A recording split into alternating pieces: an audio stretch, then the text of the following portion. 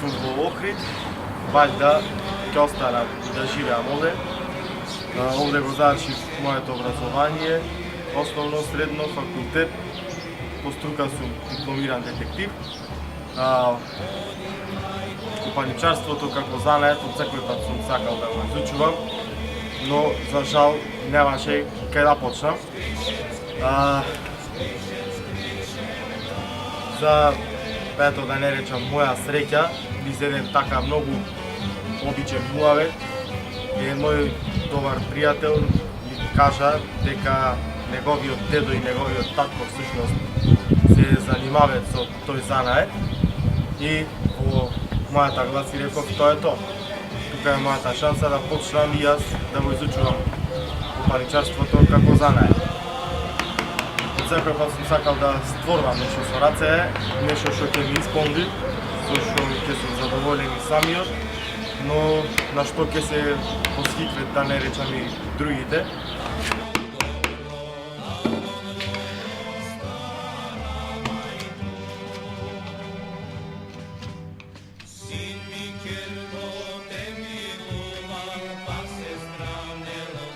Резбарството, односно купаничарството како занает, кој кај нас е во изолирање, ја пружа таа можност.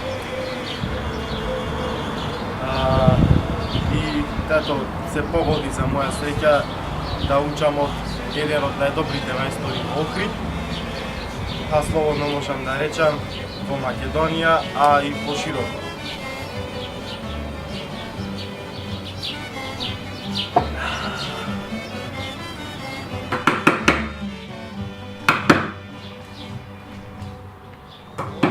Најпрво со резбарството се почна ко хоби, за да го исполнам, да не речам, ето, многу големото слободно време во мојот живот, но подоцна, како што поминуваше времето, сватив дека од него резбарството всушност мој да се иста добра заработувачка за живот.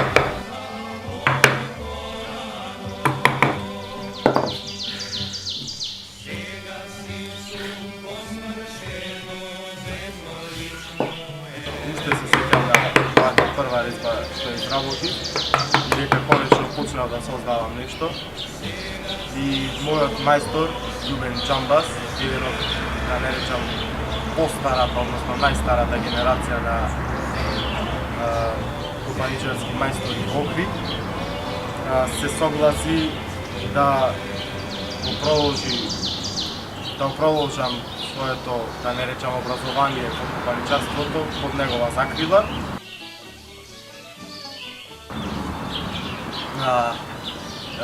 И по некои така 2 години веќе почнав да работам и сам, без негов надзор. Но како што ето поминува времето, поминато позади тезгарот, така и делата мои почнаа да се множат, да не речам, ето се усовршив. И конечно, според мене, дојде и тој момент кога мајсторот изговори тие зборови што многу одамна сакав да ги слушнам. Во еден краток муавет кој го спроведовме, тој во еден миг рече: "Браво, мајсторе, го достигна тоа што треба. Сега може да работиш и сам." Јас бев пресреќен, сега работам сам.